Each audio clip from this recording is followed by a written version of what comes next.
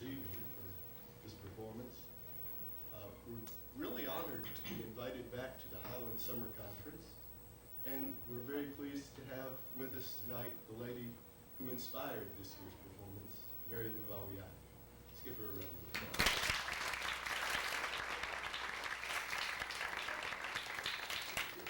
Well, we're feeling really brave tonight, so we're going to debut three things. The first is a song, Down the Road, which will be in next year's performance. Second, Liam Martin will be playing guitar tonight. And the third thing is our bass, Barney. I'll be playing in a couple of numbers. No, it's, oh yeah.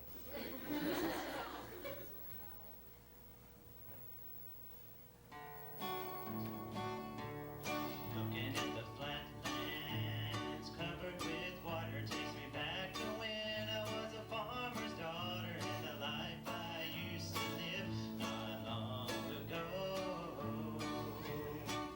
As a child I'd sit in the front yard playing, watching the cars pass by every day, and I'd wonder where they were going down the road.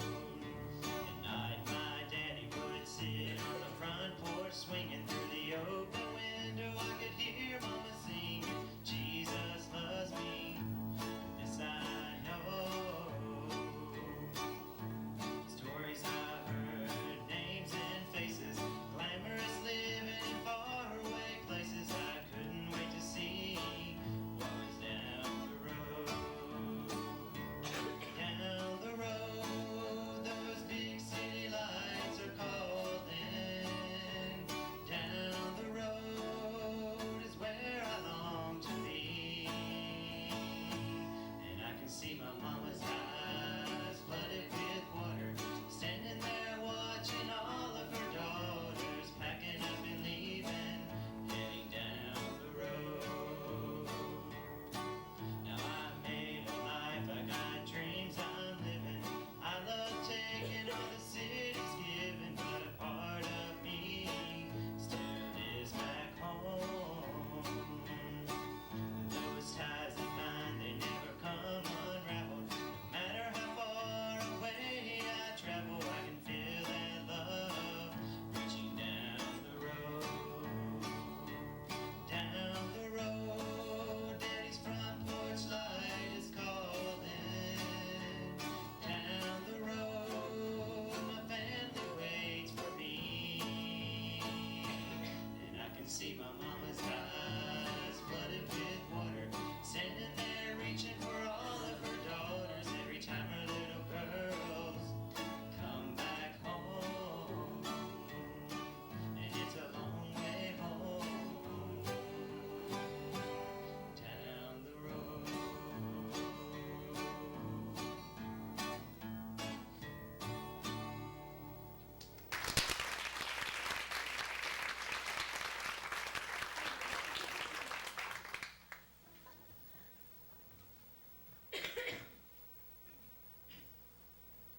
You know, it's really good to be here tonight performing for all these folks.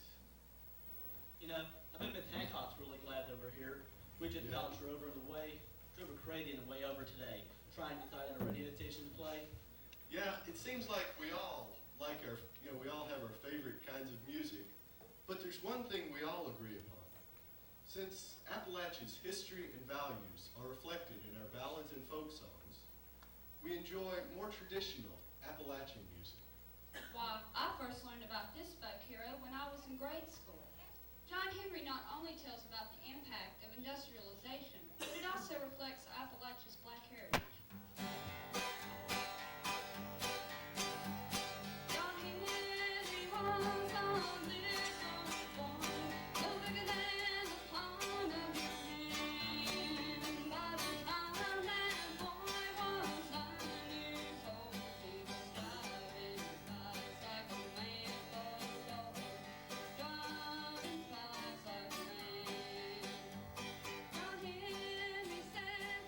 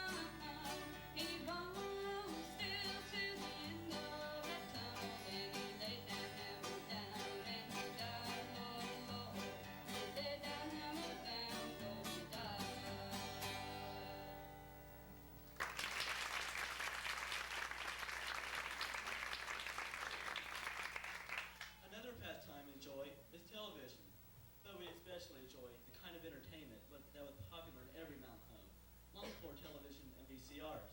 I'm sure you know what we mean. I bet that right now that most of you remember a story or song from your childhood.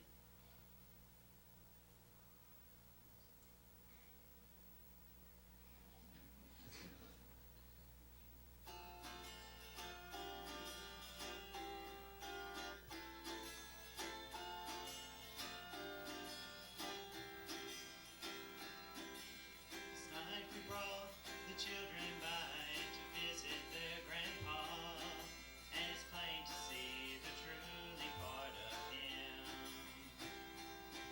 While we were there, the grandma took out some old photographs, and he sure looked a lot like me back then. Seeing my father and me, I guess it's how it's meant to be. And I find him more and more like him each day. I notice I walk the way he walks. I notice I talk the way he talks. I'm starting to see my father and me. And today I took my wife for a walk down that old dirt road where my daddy took my mom so many times. And we found the time to mention things we never had before, and we shared some thoughts about the family life. Seeing my father and me, I guess it's how it's meant to be. And I find I'm more and more like him each day. I notice I walk the way he walks. I notice I talk the way he talks. I'm starting to see my father and me.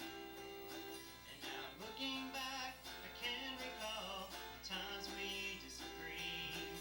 And I could not take hold of his old-fashioned ways.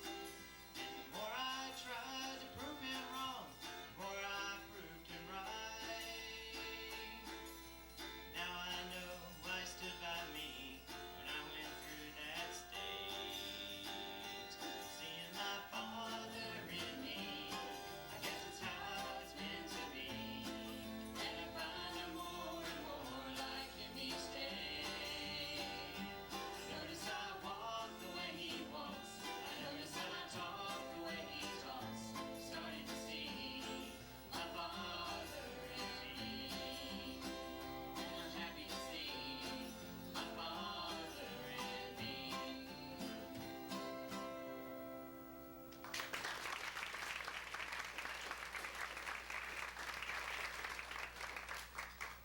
Teenagers, huh? Wild and obnoxious, The older generation. senile and grouchy. Well, now I'll admit that I can be a pain sometimes. Well, I have my bad days, but who doesn't? Now, wouldn't y'all say that I'm a pretty decent guy? Well, Todd, I reckon we could give you that. Just think about it. People generally have a negative image of teenagers. For instance, All teenagers are irresponsible. Well, that's about as ridiculous as saying that everyone over 50 is senile. Lots of unfair things are said about the old and the young. Untrue things. No wonder there are misunderstandings. but you know, John C. Campbell said the same thing about Appalachia. He said that more untrue things are said about our region than any other place. And just think about it. When someone hears that you're from Appalachia, they think they know all about you. Do you all believe that? That somebody can know something about me just by hearing where I'm from? Now, wait a minute, Todd, wait a minute. I didn't say that they actually know. I said that they think they know. Let me show you what I mean. My assistant, please. Ladies and gentlemen, Miss Vanna. Oh, this is Leah Martin. Are you ready? Todd, please pronounce these words for us. Wait, you can't read, can't you? Yes. Oh, okay, just making sure. Please pronounce these words for us. Light, night, right, fight. Well, what's so funny? Well, what's so funny? Light, night, right, fight. It's you, you ignorant hillbilly.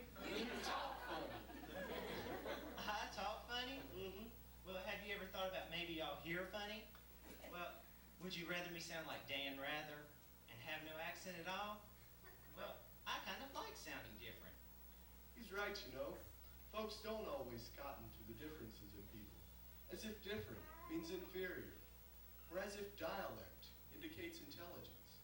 Well, you know, Danny, if more people knew the sources of our speech, they wouldn't think of it as ignorant. For example, did you all know that the reeve in Chaucer's Canterbury Tales speaks of two pigs and a poke? And on the floor with nose and mouth a soak, they wallowed as two pigs in a poke. And in Shakespeare's comedy, The Merry Wives of Windsor, you can find this typical mountain word. Look who comes yonder. And you can find the word reckon in the King James Version of the Bible. Romans 8:18 to be exact. It's a perfectly good word. It means count, consider, or suppose. As in, I reckon King James must have known a lot of hillbillies. Now, we all know that what you're saying is true, but even so, there still are those people that think just because we're from the mountains, we must be Gun-toting, backwards-spitting, whiskey-drinking, barefooted, foolish hillbillies. Like this one, Jimmy. Yeah, that's what he means. now y'all have heard of that hillbilly feller. I'm going to tell you where he came from. As far back as 1729, William Byrd was writing about the lazy men in North Carolina. How they'd stay in bed all day while the women worked, and when they were out of bed, they were drunk. 1729, but that's prehistoric thinking. That was expected back then. Now, people in the 20th century are fair, broad-minded. Why, we're educated. You're right, Jimmy. The chances for getting an education have improved over the years. But we all know that book learning doesn't mean that people are kind to one another or tolerant of one another. Let's step back in time. The year is 1935. Storm clouds are rising over Europe as the fate of 6 million Jews is sealed. Here in America, newspaper headlines bear such names as Bruno Hoffman and the Lindbergh Baby, John Dillinger and the FBI, the Texas Rangers, and Bonnie and Clyde. Meanwhile, in England, Arnold J. Toynbee has just published his masterpiece, A Study of History, which includes a chapter contrasting the Appalachian of 1935 with its Scottish ancestors. Mr. Toynbee, I'm from the London Times. In your recent book, you told about a strange group of people known as the Appalachians. Could you describe a typical one for us? Why, certainly. The Appalachian has relapsed into illiteracy and into all of the superstitions for which illiteracy opens the door. His agricultural calendar is governed by the phases of the moon, and his personal life is darkened by the fear and practice of witchcraft. He lives in poverty, squalor, and ill health. In particular, he's a victim of hookworm, a scourge which lowers the general level of vitality in Appalachia as it does in India. And for just the same reason, the children, you know, persist in running about barefoot, and their parents either cannot afford to put shoes on their feet or do not take the trouble to insist upon their wearing them. Or they do not know, as all civilized people do, that hookworm gains entry into the human body through sores in naked soles.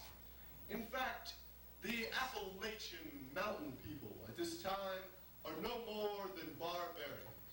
But, well, Mr. Toynbee, have you ever traveled to the depths of the Appalachian wilderness? Yeah, to study the natives and their primitive habitat. Well, no. Historically, the actions of the Appalachians have spoken for themselves. I saw no reason to delay the publication of my wonderful masterpiece. Surely nothing I would find there would contradict what I've earlier stated.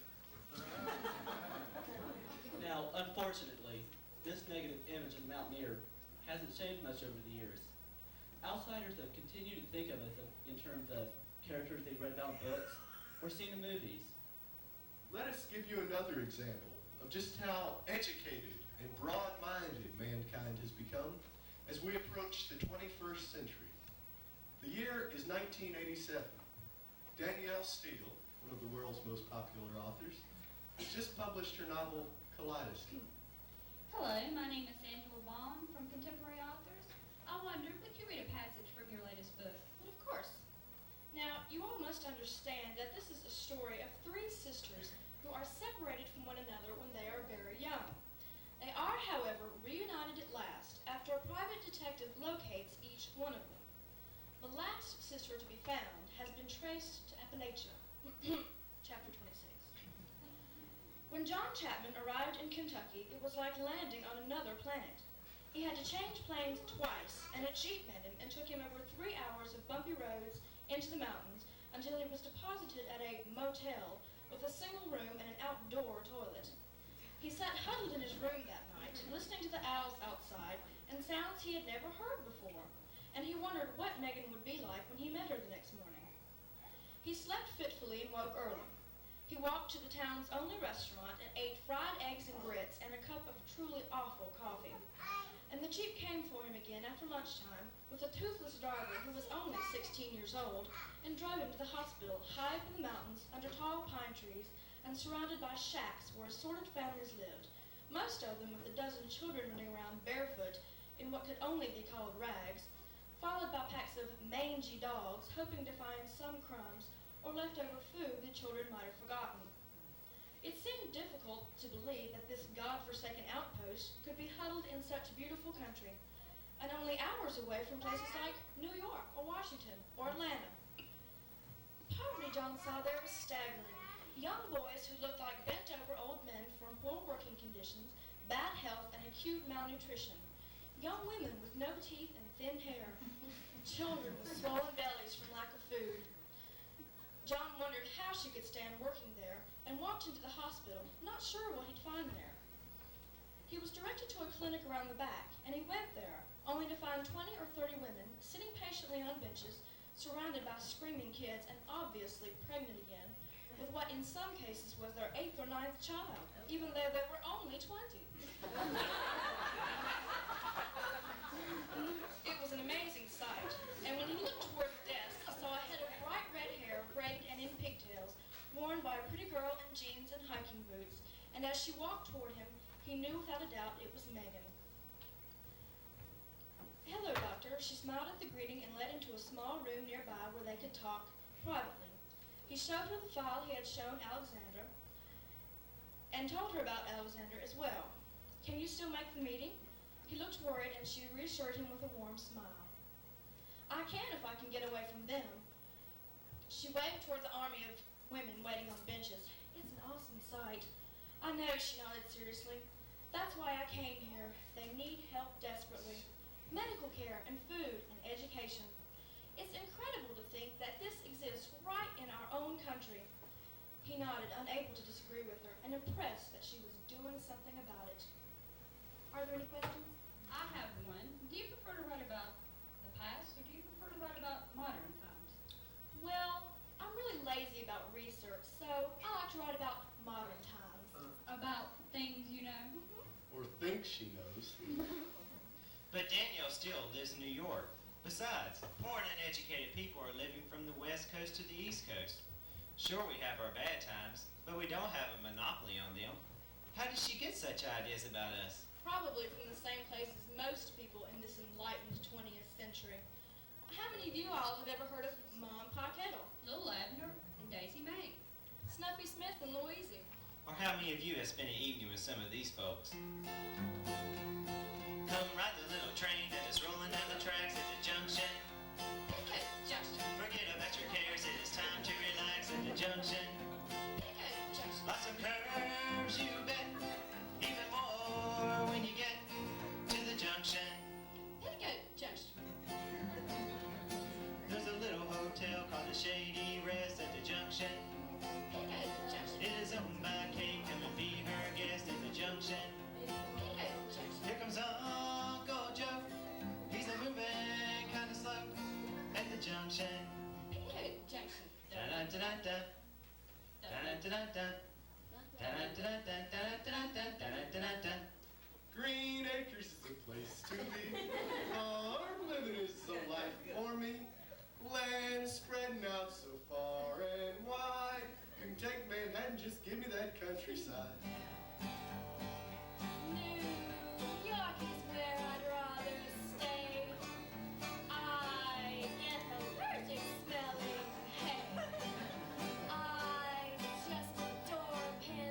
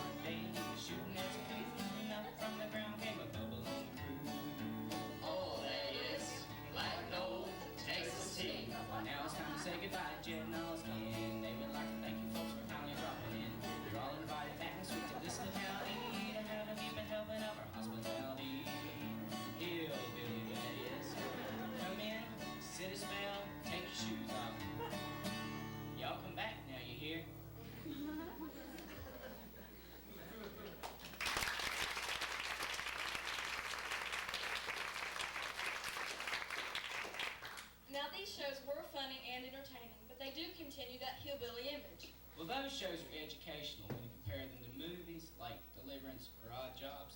If you've seen either one of them, you know what we're talking about. And if you haven't, well, don't. And I know it's hard to believe that people continue to think such things about us. Well, just listen to this 1970 edition of Webster's Dictionary of Names and Places. Appalachia, the hilly region, formerly Cherokee country on the borders of Tennessee and North Carolina, together with adjoining parts of Georgia in the southern Appalachians. It is predominantly a wilderness of poor whites. Well, we have to give them credit for remembering our Native American ancestors. They were here long before we were, but that part about predominantly a wilderness of poor whites, but you know, Leah, we are talking about nearly 20 years ago. Well, we've made a lot of progress since then. Well, here, Todd. This looks like a fairly new dictionary. Why don't you see what it says about Appalachia? Don't bother with the dictionary, Leah. Just look at the March 30th, 1990 edition of Run of Time, the World News. For $500, a San Francisco travel agency will take tourists on a 9-day excursion through Virginia, West Virginia, and Tennessee. It's Third World in America tour.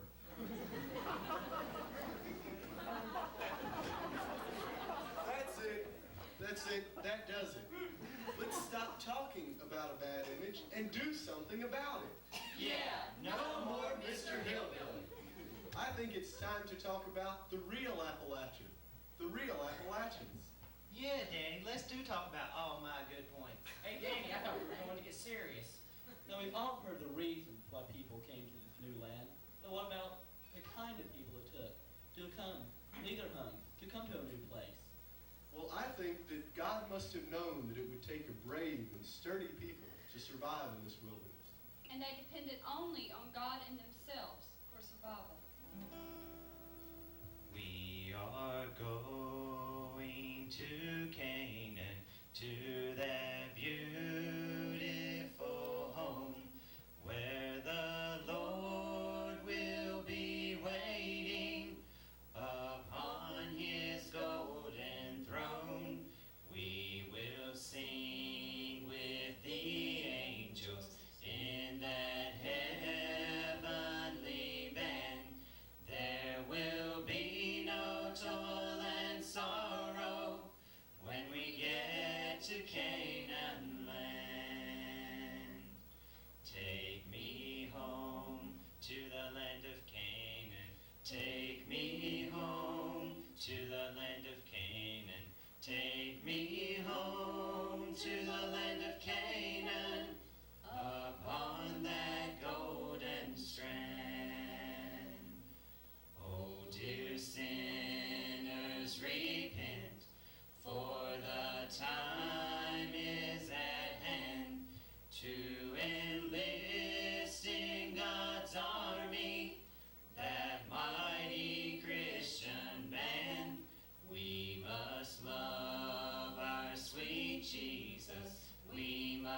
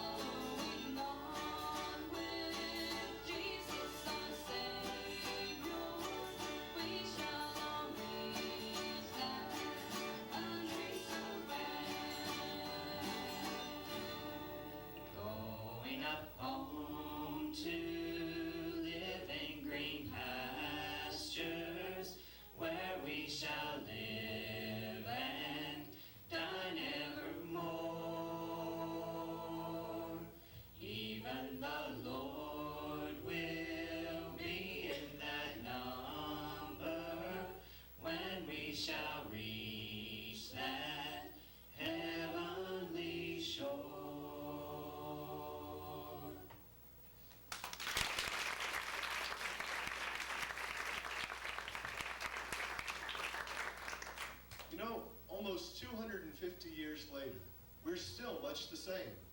We're still individualistic, still self-reliant, and we're willing to help our neighbor if he needs it. I know what you mean, Danny. Yet some people are saying that America needs to go back to old-fashioned values and ways. Maybe this so-called weakness is really one of our greatest strengths.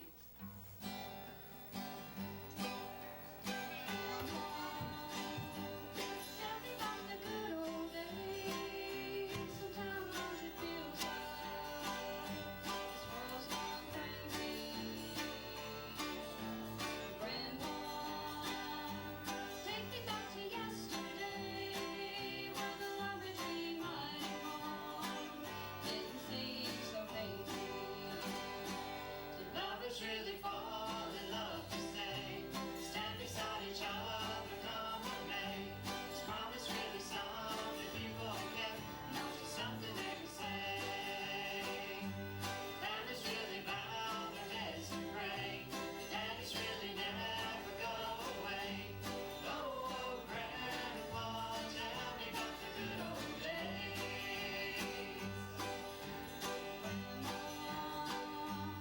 Everything is changing fast. We call it progress, but it's dawned on us.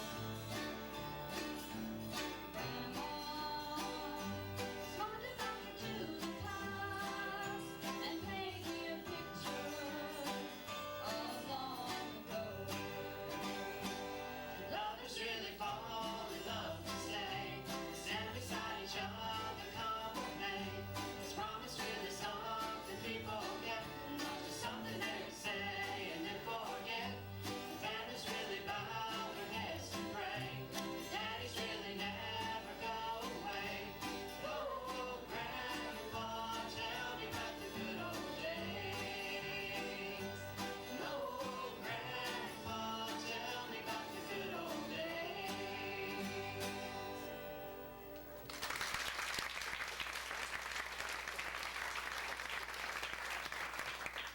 We're a patriotic people too, and we're willing to fight for our country and our freedoms when some other government threatens to take them away.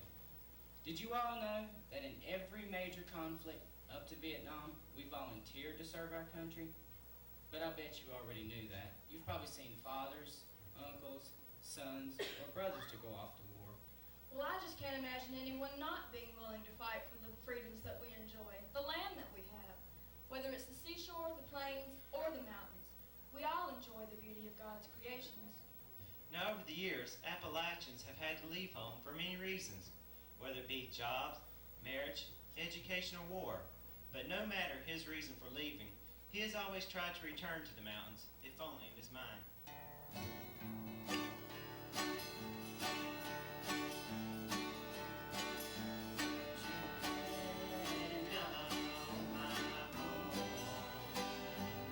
Yes, Virginia's where I belong. Till the night is still and the quiet, I slip away like a bird in flight to those hills, place that I call home.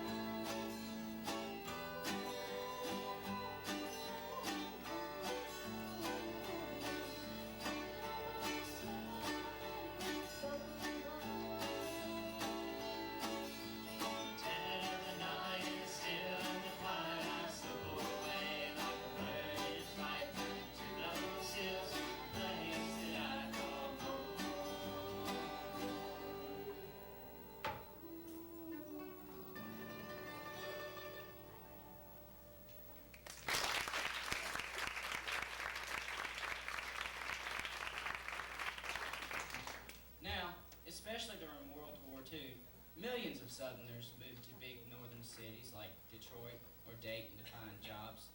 But still, the pull of the mountains and of loved ones was so strong that factory and plant supervisors were amazed.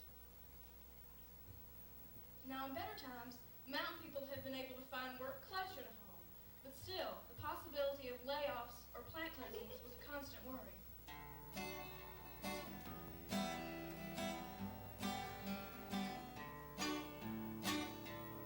At the east end of the town, at the foot of the hill, there's a chimney so tall that says Aragon Mill. But there's no smoke at all coming out of the stack, 'cause the mill has shut down and it ain't coming back. And the only tune I hear is the sound of the wind as it blows through the town. Weave and spin, weave and spin. Now the looms have all gone, it's the only life I know. Tell me where will I go? Tell me where will I go? There's no children at all in the narrow empty streets. Now the blooms have all gone, it's so quiet I can't sleep. And the only tune I hear is the sound of the wind as it blows through the town. Weave and spin, weave and spin. And the only tune I hear is the sound of the wind as it blows through the town. Weave and spin, weave and spin.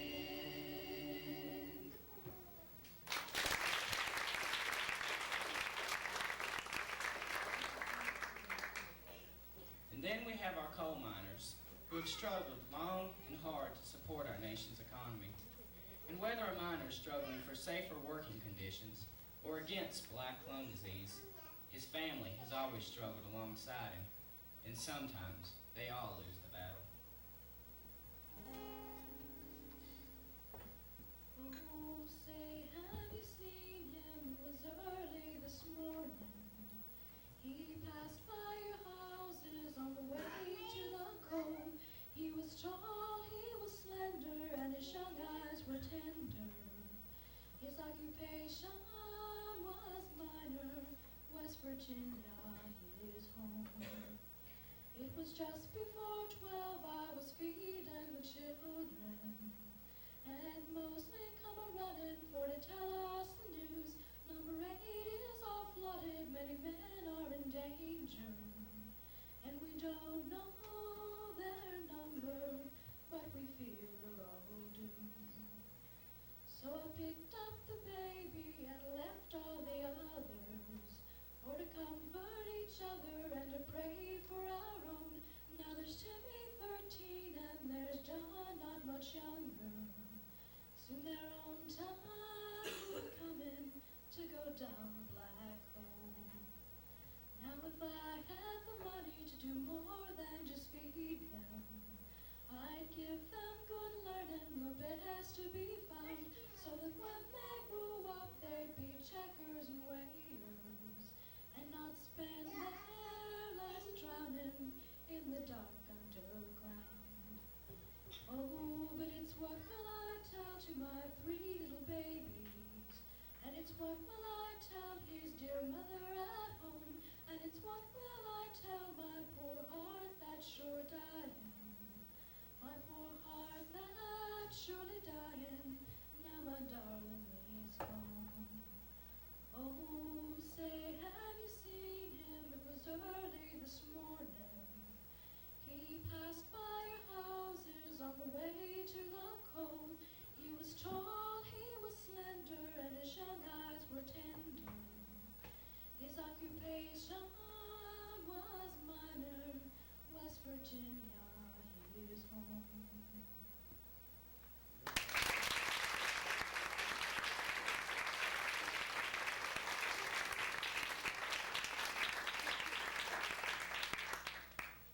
guess that our love of home and our willingness to work are two more of our strengths. Yep, two more for us. Whoa now, Angie, don't get too puffed up. Yeah, Angie, my mama always called it getting too big for my britches. I see your point. We may be proud, but we're modest. And our sense of humor is another plus for us. We can laugh at a joke, and we can laugh at ourselves as well. We know we're not perfect, so we don't take ourselves too seriously. It's a good thing. Otherwise, how could we put up with all of those jokes that have been told about us over the years? Hey, Chris, did you hear about the new improvements they made in Cincinnati? No, Danny, what kind of improvements did they make? Well, they built a fence around Kentucky and expanded their zoo. Okay, I got one better than that. Okay. Did you hear why? Do you know why the chicken crossed the road? No, Chris, tell us, why did the chicken cross the road? So we could show the possum that it could be done.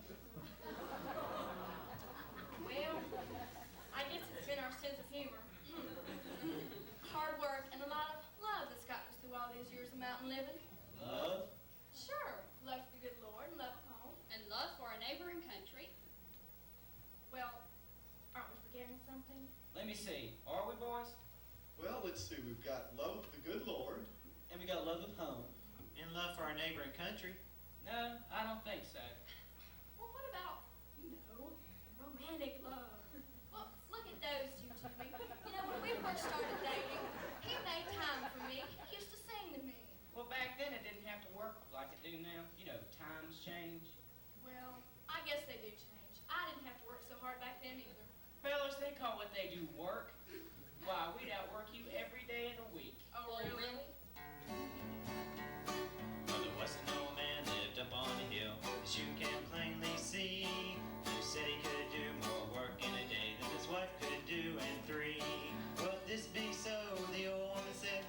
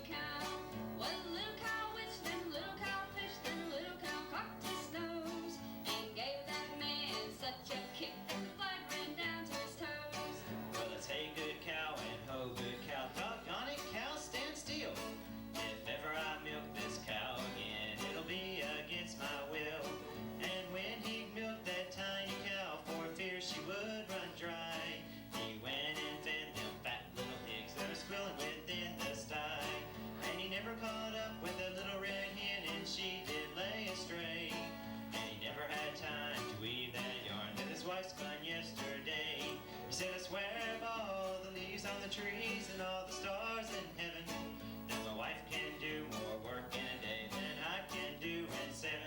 He said, I swear by all the leaves on the trees and all the stars in heaven, that my wife can do more work in a day than I can do in 11. Then he can do in 11.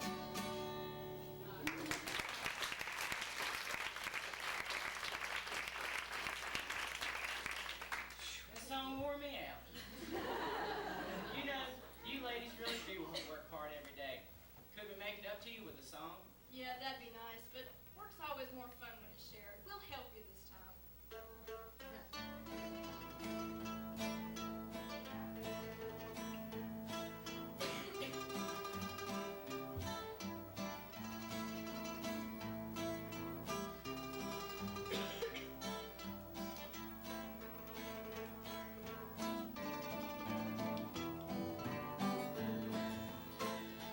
is a time for us to wonder.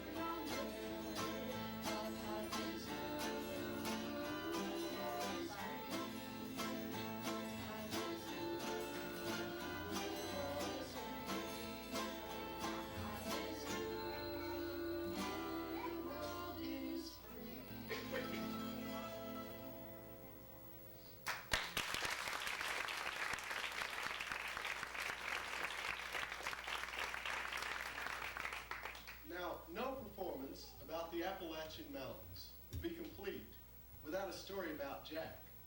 So, this is a story about Jack when he's an older fella.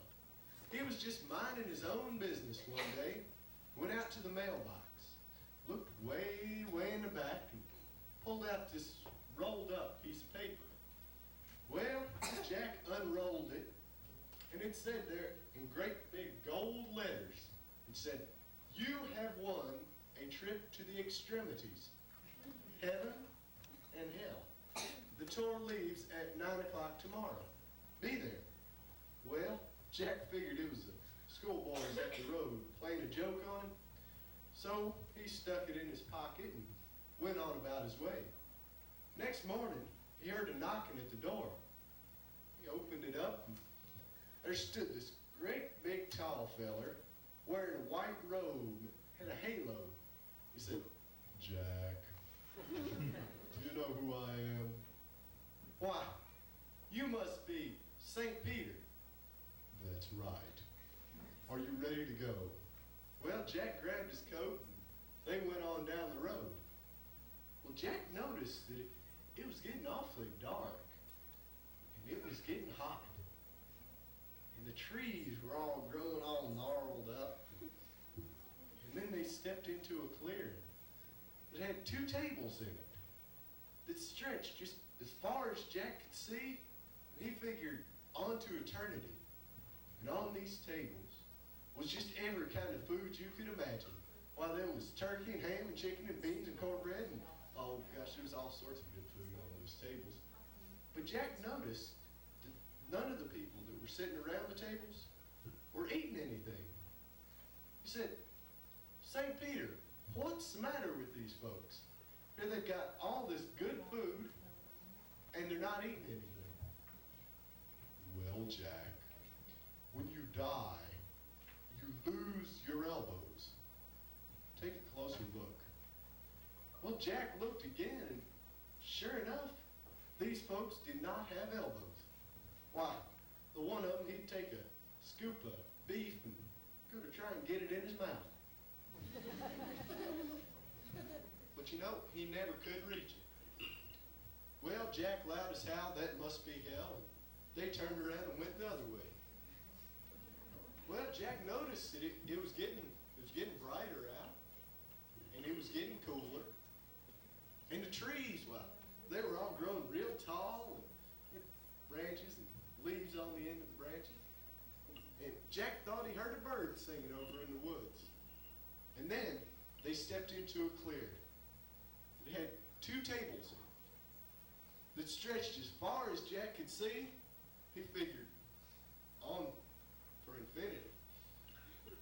And on these tables was just every kind of food you could imagine. Why, they had duck and turkey and chicken and ham and beef and pork and chicken and pie and pumpkins and just all sorts of good food. And Jack noticed that all the folks sitting around this table, well, both tables really, they were just chowing down. And Jack said, "St. Peter, I like this place. All the folks up here must have elbows, because they sure are eating a lot." "No, Jack. Remember, I said, when you die, you lose your elbows. Take another look." Well, Jack looked again, and sure enough, not a one of these folks had an elbow. Why, one of them, he'd take a scoop of ice cream and, well, he'd feed it to his neighbor. And his neighbor would take a scoop and feed it to his neighbor. And it went like that all the way